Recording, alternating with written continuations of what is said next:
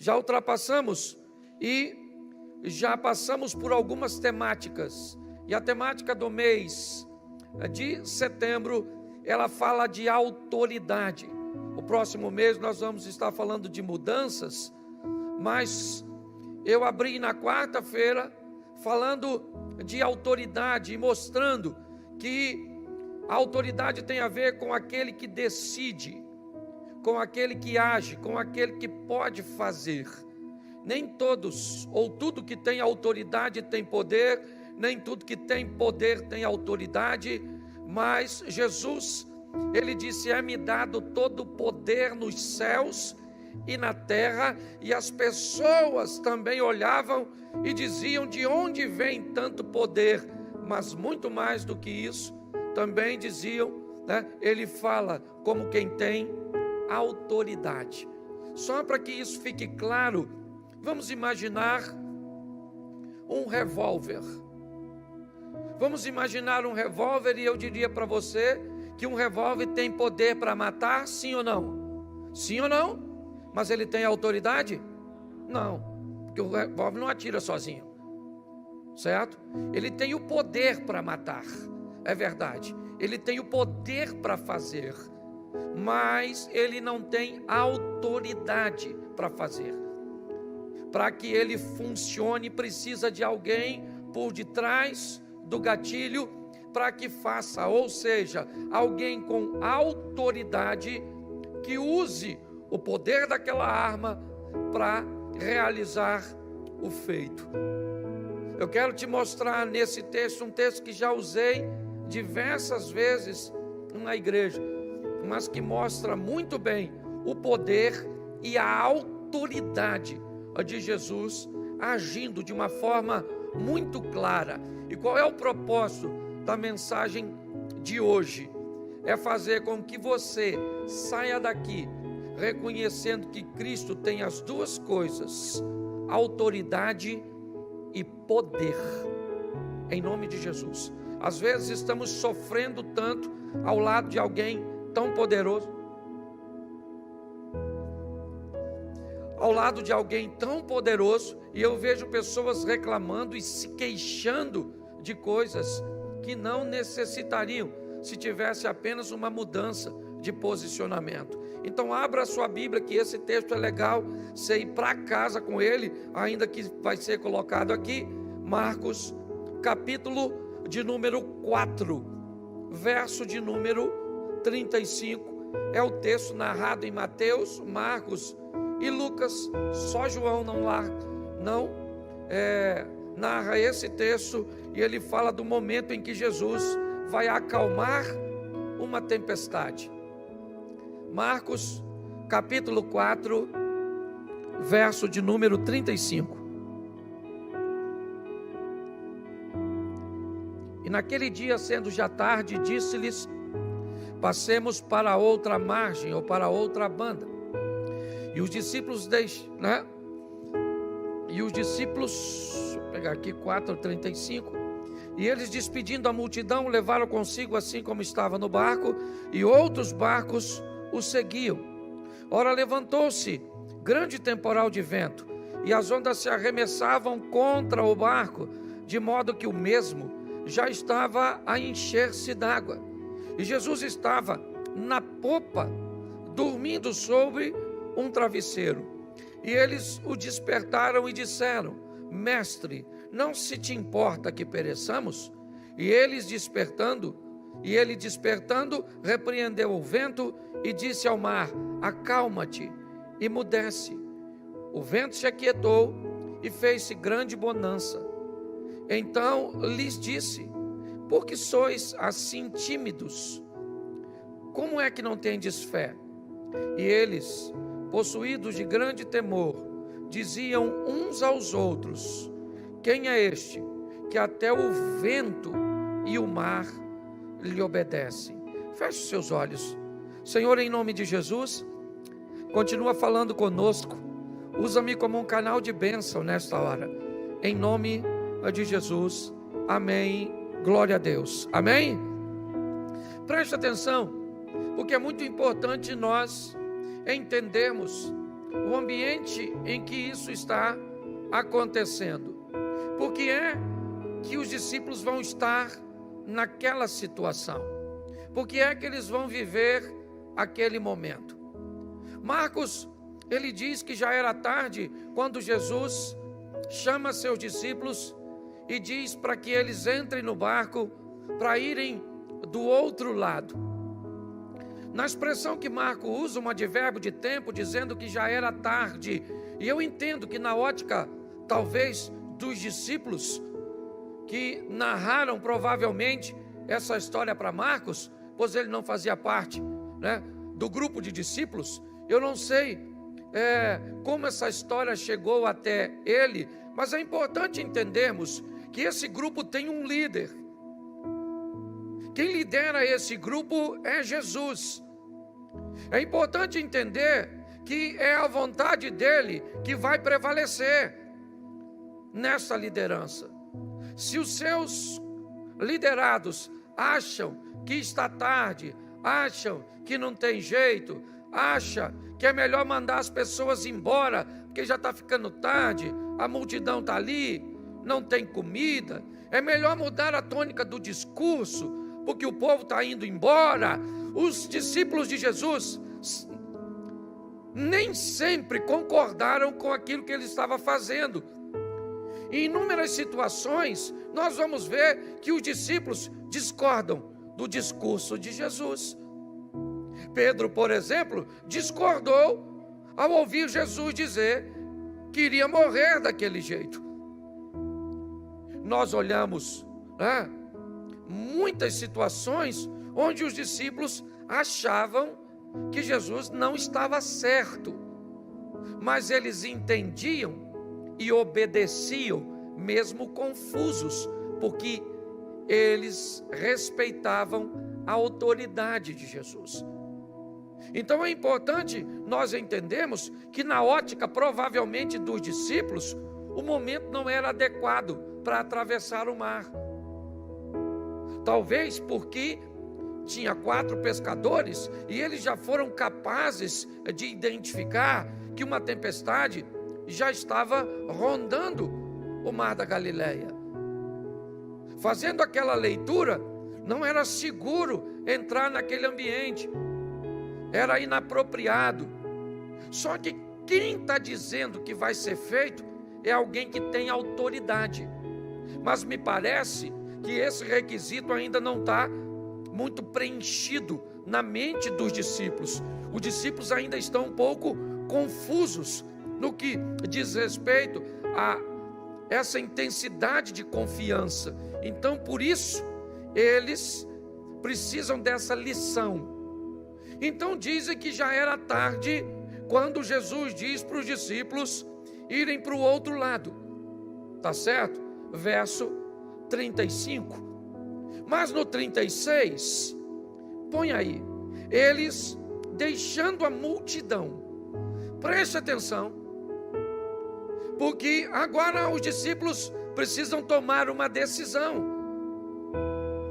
Eles precisam deixar alguma coisa para caminhar com Jesus. Não cabe todo mundo no barco. Não dá para todo mundo estar ali. Para andar com Jesus, tem que entender que algumas coisas não poderão fazer mais parte da nossa vida. Para andarmos com Jesus, algumas coisas terão que mudar e serem deixadas para trás. O texto diz que para entrarem no barco, eles têm que tomar uma decisão. O que é?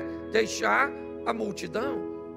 Que hoje você pode aplicar segundo o seu contexto e a sua realidade. O que você precisa deixar para caminhar com Jesus? Para entrar nesse barco onde Ele lidera, onde Ele é o líder, onde Ele dita a hora, onde Ele dita a direção, onde Ele dita a frequência. Como é que vai ser? Muitas pessoas se perdem porque querem trazer para esse barco coisas que não cabem nele. Jesus diz aos discípulos: vamos mudar de lado, vamos para o lado oposto do mar da Galileia, vamos para Tiberíades, vamos para a terra dos gentios, vamos para o lado leste do mar da Galileia. Sim, mas o que eu preciso fazer para ir? Eu preciso deixar algumas coisas. Eu preciso abandonar algumas coisas. É muito importante nós entendermos isso, porque quando estivermos no barco, vamos poder contar com a autoridade daquele que lidera o sistema. E muito mais do que liderar o que está acontecendo dentro do barco, nós vamos ver que Jesus também tem autoridade para agir fora do barco. O texto diz que eles deixam a multidão e o levaram consigo. Repita comigo: o levaram consigo, assim como estava no barco. Presta atenção. Jesus não exigiu nenhuma mudança nesse momento. O texto diz que eles entram no barco e vão seguir com Jesus do jeito que eles estão. Deixa eu falar uma coisa para você. Você fuma, você bebe, você se prostitui. O que você faz que acha que pode te afastar do Senhor? Preste atenção, porque isso é muito importante. Eu queria que você entendesse que tem gente que acha que tem que mudar primeiro para depois receber Jesus. Não, primeiro você recebe, depois ele diz o que tu precisa mudar. Até porque que a mudança às vezes é muito personalizada. Tem coisa que eu preciso mudar na minha caminhada com Jesus e que você não precisa. Tem coisa que você não precisa mudar e eu preciso mudar. Nós precisamos entender isso. Então, quando nós olhamos, vem do jeito que você está. Pastor, o senhor não sabe como é que eu estou. Por isso que o senhor está falando para eu ouvir. Pastor, eu estou numa vida muito difícil, está muito bagunçado. Vem do jeito que você... Vem, entra no barco, mas deixa ele liderar. E se submeta à autoridade dele. E já nem você se conhece mais. Porque você vai passar a fazer o que nunca fez e vai deixar de fazer o que fazia sempre. Porque ele vai passar a liderar a sua vida. Posso ouvir um amém? Então, os discípulos estão no barco do jeito deles, com os valores deles. E nós vamos ver isso. Estão seguindo no barquinho, mas o texto diz que havia também com ele outras opções. Tinha outros barcos. Entendeu? Jesus não é o único barco, não. Tem outros barcos navegando paralelamente aí ao nosso lado. Inevitavelmente algumas pessoas tomam as escolhas de entrarem neles. Aliás, deixa eu mudar o contexto do meu discurso. Quem colocou os discípulos no barco? Foi quem? Foi Jesus? Sim ou não? Sim ou não? Quem falou assim, vamos agora para o outro lado, não foi ele? Então quem escolheu as pessoas para entrar naquele barco? Foi ele, sim ou não? Porque é ele que escolhe, é ele que decide, é ele que tem autoridade. Quem foi que te chamou para fazer uma caminhada cristã? O Satanás? O diabo falou assim, olha, vamos ter uma experiência com Jesus. Sim ou não? Não. Foi você? Não, porque o diabo teria força para te bloquear, sim ou não? Mas se Deus te sustenta, o diabo não pode interferir. Então quem chamou você e eu para caminhar com Jesus foi quem? Então ele falou, você vem do jeito que está, entra no barco, sei que tem outras opções. Eu sei que tem outras opções, sim ou não? E às vezes o diabo coloca elas tão coloridas, tão bonitas, que parece que lá é melhor que aqui. Até porque se o diabo não enfeitasse o inferno, ninguém ia. É ou não é? Tem que pintar um negócio bonito. Você olha assim, fala sério, você olha para uma balada, aquele pessoal tomando um negócio, pessoal bonito, brilhoso, vistoso. Não parece que a igreja é um negócio chato pra caramba? Que bonito é aquilo lá. Fala sério. Tu já foi numa rave?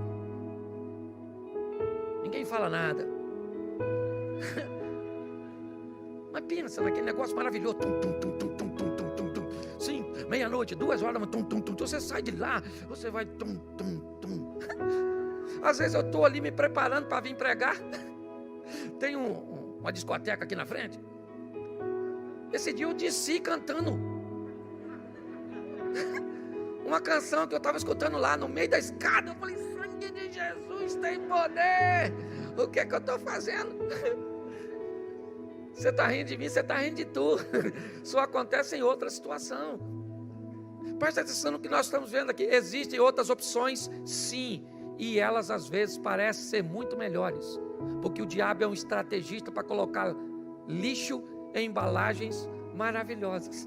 Jesus pega o discípulo e diz, nós vamos mudar de lado, para entrar tem que deixar algumas coisas, pode vir do jeito que você quiser, e eu sei que tem outras opções, amém? E os discípulos entraram, sim ou não? Sim ou não? Entraram, certo? Jesus está lá. Eu gosto da narrativa, porque Marcos, ele é muito incisivo. Marcos diz que Jesus entra no barco e vai dormir. Já Lucas diz que ele começou a navegar, foi dando soninho, e aí Jesus pegou no sono e foi dormir. Por que Jesus foi dormir se botou todo mundo no barco? Porque a lição é para o discípulo, não é para ele. Às vezes ele entra na nossa vida, mas fica quietinho, porque nós precisamos tomar as nossas próprias decisões. Nós precisamos aprender. Ele entra no barco e fica quieto. Por quê? Porque ele disse uma frase no verso 35. A frase é a seguinte: passemos para outra banda. Quem falou isso? Quem tem autoridade. E se ele falou que nós vamos passar para o outro lado, não tem temporal, onda grande, maremoto, tsunami, não tem nada, não tem vento, nós vamos atravessar e acabou. Porque quem falou tem autoridade para garantir. É isso que nós precisamos entender. Os discípulos, eles estão vivendo num ambiente muito novo para eles. É muita coisa para aprender em pouco tempo. E como eu disse, inúmeras vezes eles não concordam, não entendem com o que está acontecendo. Não é diferente da nossa caminhada.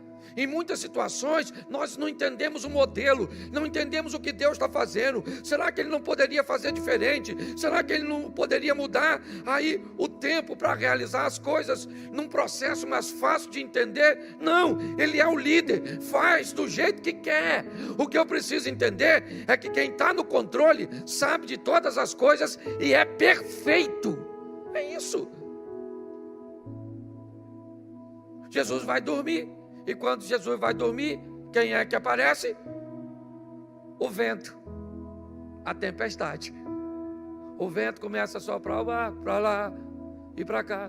E se tem uma coisa que para crente é com fartura, é tempestade.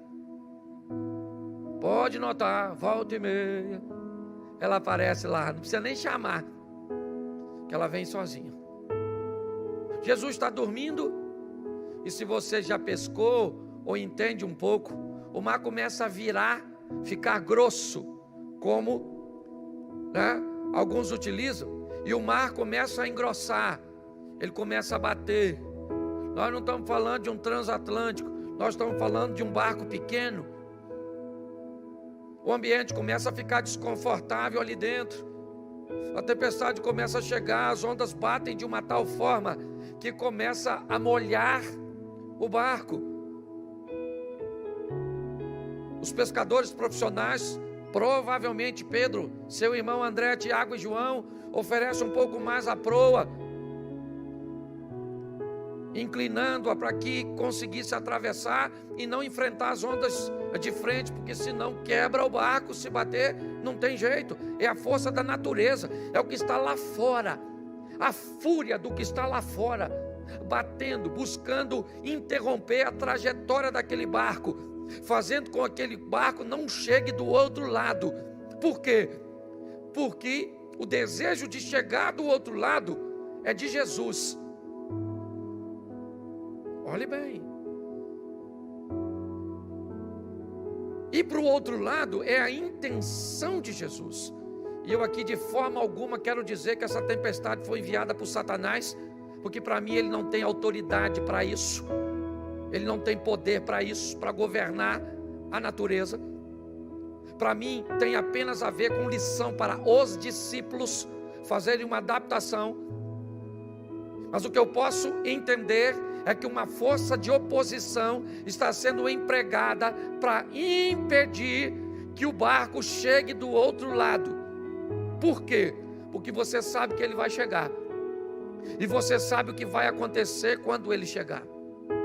E por causa da chegada daquele barco do outro lado, um endemoniado é liberto e praticamente uma nação é salva por causa de um indivíduo que era aprisionado por Satanás e agora é liderado por Jesus. É importante nós entendermos isso. Mas os discípulos, eles não entendem. O que eles estão vendo é a força do vento, a força do mar, a oposição. O que eles pensam? Falei que não ia dar certo. Provavelmente, nós já tinha visto, essa tempestade estava chegando, não ia dar para chegar. É a força da oposição empurrando você e eu, sua família, seus negócios para o contrário. Jesus está fazendo o quê? Dormindo. Por que Jesus está dormindo? Porque no 35 ele disse: passemos. E se ele disse passemos, ele já fez a parte dele.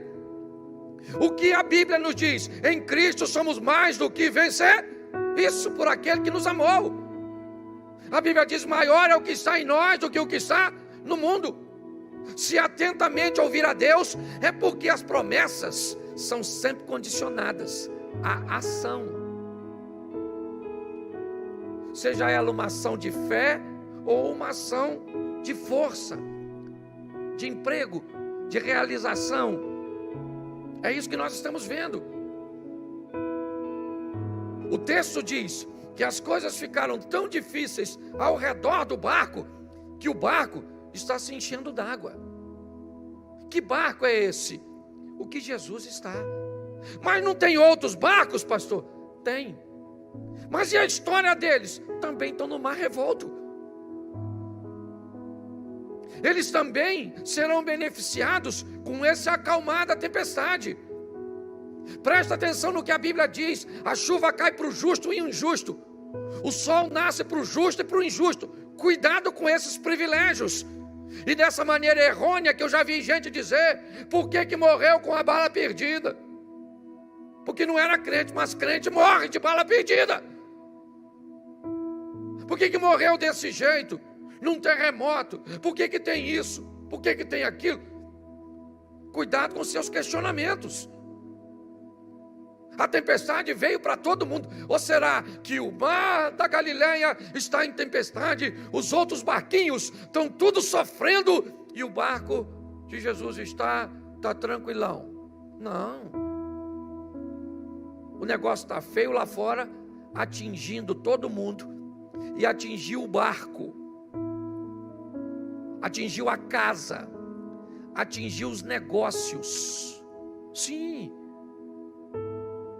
É isso que eu quero que você entenda. Atingiu o casamento do crente, do não crente, do ateu, do feiticeiro.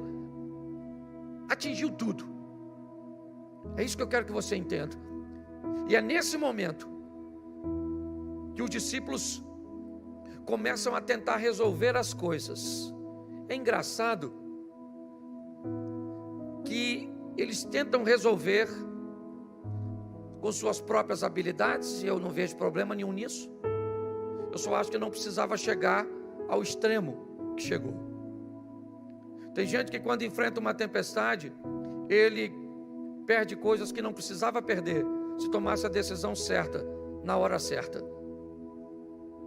Quando eu olho para esse texto, o que eu vejo é: Jesus está dormindo na parte de trás do barco, na popa do barco, numa almofada. O barco pequeno. Eu não sei nem como é que se dorme nesse ambiente, para te dizer a verdade. Num barco pequeno, batendo do jeito que estava, a ponto da água entrar. Eu não vou garantir isso aqui. Isso é uma coisa que a gente põe, uma dúvida que nós podemos tirar depois que a gente chegar no céu. Você chega lá e chama Jesus no cantinho.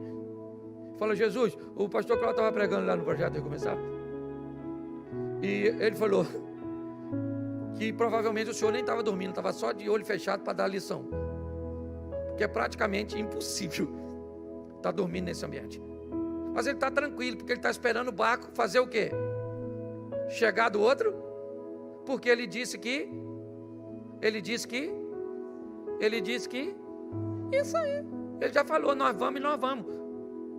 É isso, a autoridade do Todo-Poderoso, aquele que pode fazer. E agora quando nós olhamos aqui, o que vemos? Os discípulos vão lá até Jesus, chamar Jesus, porque tem alguma coisa de errada. Eles vão morrer, nós estamos perecendo, Senhor, esse barco vai afundar, já está cheio d'água, o negócio está ficando difícil. Vão lá e diz: Jesus, não se te dá, o Senhor não está vendo, como é que o Senhor pode dormir num ambiente tão hostil como esse, se nós estamos afundando? Jesus acordou e descobriu que tinha um problema muito pior dentro do barco do que fora do barco. Olha, o vento e o mar, Jesus resolve com uma palavra só. O alinhamento dos discípulos, Jesus caminha com eles, mas quase 1 ano e pouco, e ainda tem gente bagunçada. Se você acha que tem um perigo fora do barco, você está muito equivocado. O perigo maior está na mente da turma que está dentro do barco. O que está lá fora, basta Jesus falar e vai reconhecer a autoridade de Jesus e vai ficar quieto. Mas o que está dentro do barco, um nega, o outro tem dúvida, o outro trai. Preste atenção. Jesus olha para dentro do barco, tanto é que ele olha para a turma que está lá dentro. Olha bem, verso de número 39, bota aqui. E ele, despertando, repreendeu o vento e disse ao mar: cala-te, aquieta-te. O vento se aquietou e houve grande bonança. Preste atenção. Ele vai lá para fora, as forças da natureza, fogo, água e ar. Preste atenção. A gente poderia incluir os terremotos, os abalos sísmicos, mas preste atenção. Jesus olha para fora do barco,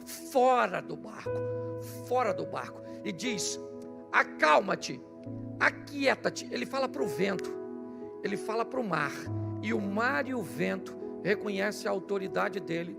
O vento cessa, o mar se reorganiza, e aí ele vai agora ter uma conversa com a turma que está dentro do barco. Porque o problema de autoridade não está fora, está dentro. As pessoas que estão dentro não estão entendendo muito bem como é que essa situação funciona, sabe? As pessoas que estão dentro estão achando que o pecado é mais forte do que elas. As pessoas que estão dentro estão olhando para a crise e estão achando que os céus estão em crise, que os problemas chegaram até a... Tem algum problema dentro do barco. Jesus resolve aquilo que está ao redor imediatamente. E para quem o mar se acalmou? Para todo mundo. O mar se reorganizou para o barco que Jesus está, para o barco que Jesus não está, para o barquinho pequeno, para o barco grandão, para o outro barco do lado de lá. Quando o mar se organizou, sabe, o bem-estar foi para todos. É verdade. Mas deixa eu falar uma coisa para você, que segundo a Bíblia, Jesus não está em nenhum daqueles outros barcos, senão esse. E nesse barco, Jesus vai ter uma conversa com seus discípulos. Por que vocês são tão tímidos? Por que vocês não têm fé? Olha bem. Olha o que Jesus está conversando com seus discípulos. Qual foi o problema? Onde é que eu errei com vocês? Quando nós partimos, eu não disse para vocês: passemos para o outro lado. Eu não estou caminhando com vocês e disse para vocês que o Satanás, o vosso adversário, Eu não estou caminhando com vocês e disse para vocês que todo dia traz consigo seu mal.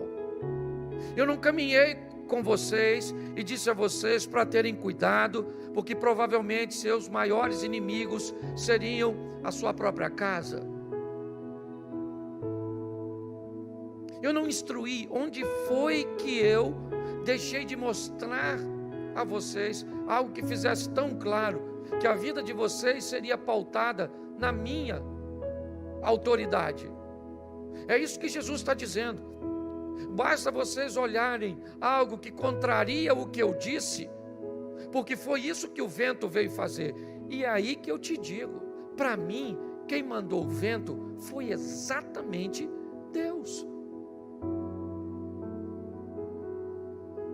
O vento aqui, esse aqui é o problema. Todas as vezes que enfrentamos uma oposição, parece que as pessoas vão dar o crédito para Satanás. Porque o diabo, eu acho que é muito crédito. Não, querido. Seja quem for que está trazendo a lição, ela só vem para um motivo: para me levar para a próxima fase do meu nível de intimidade para com Deus, para que eu reconheça o quanto de autoridade Ele tem, não apenas dentro da minha vida, mas fora da minha vida. O que você tem? Uma empresa falindo, Ele tem autoridade para abrir as portas para você, para enviar clientes de onde você menos imagina.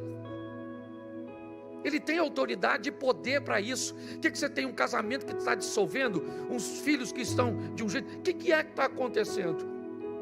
O que te envolveu a ponto de fazer com que você ache que Jesus perdeu a autoridade?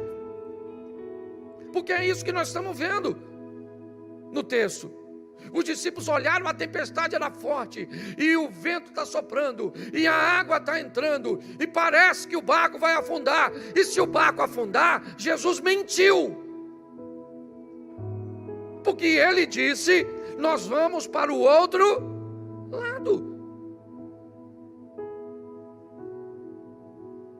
Nós precisamos tomar uma postura em nossas decisões, olhar as coisas por um ângulo mais amplo, ampliar nossa visibilidade. Basta algo não dar certo. Tem gente que mede as coisas pelo nível da oposição. Aí eu vou fazer, se tiver tudo dando certo, é porque Deus está no negócio. Se começar a dar errado, namorei uma menina, ela já agiu desse jeito, já nem quero mais. Então, é fácil. Aliás, se você levar a vida assim, e eu fosse o diabo, eu falaria para um ajudante meu: aquele ali, ó, assim, só dificultar. Dificultou, ele desiste logo. Porque à medida que ele usa, não, querido, eu estou em obediência a Deus, Deus está comigo, tá. Pautei a minha vida aqui, o que eu vivo enaltece o nome do Senhor, certo? O que eu vivo não prejudica meu próximo, e o que eu vivo me traz satisfação. Então estamos juntos, vamos colocar em prática. E agora? Agora eu vou viver segundo a autoridade do Senhor, então vai dar tudo certo? Não vai dar tudo certo. Vai terminar do jeito que Ele disse que seria. É assim que funciona. Agora o percurso é desafiador. Quando Jesus levanta, Ele diz para o vento: fica quieto, mar, cala-te. Tudo se acertou, lá fora está tudo normal, mas aqui dentro tem um problema. Tem um problema. E se você acha que Ele terminou nessa situação, não. É só olhar o que os discípulos viveram depois disso, e você vai ver que Jesus teve que resolver muitas coisas depois dessa, para instaurar na mente dos discípulos um nível de autorização, ou de autoridade satisfatória. Foi isso que Ele tentou fazer a grande parte de seu ministério. Vamos lá, cheguei na casa de Jairo. Vamos lá, o que tem aqui, Jairo? Olha, a menina está morta lá dentro. Jairo, enquanto você foi procurar Jesus, a sua filha morreu, já era, não adianta mais, a menina está morta, morreu.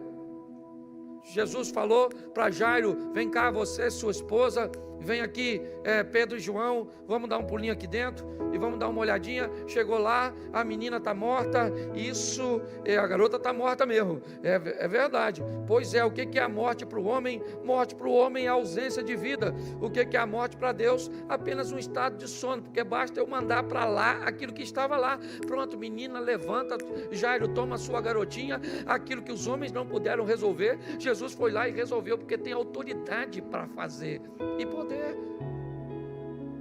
Sabe qual é o grande desafio? E estou pregando para mim, não estou aqui fazendo um discurso de exortação para você não, e já estou terminando, porque muitas vezes eu, que já vi Deus fazer coisas extraordinárias na minha vida, fico abalado com obstáculos pequenininhos, me entristeço com coisa pequena. Muitas vezes na minha mente eu digo que eu vou parar, que não vale a pena. Você pensa que é só você que vive isso? Não é não. Muitas vezes, sabe, esses pensamentos percorrem a maioria de nós, mesmo com todo o conhecimento que temos. O que nós precisamos é entender, Ele está no controle de tudo. E no final desse negócio, meu irmão, vai dar bom, como diz o carioca, certo? No final diz: mas o Satanás, dane-se o Satanás. Mas o governo, o Bolsonaro, a esquerda, a direita.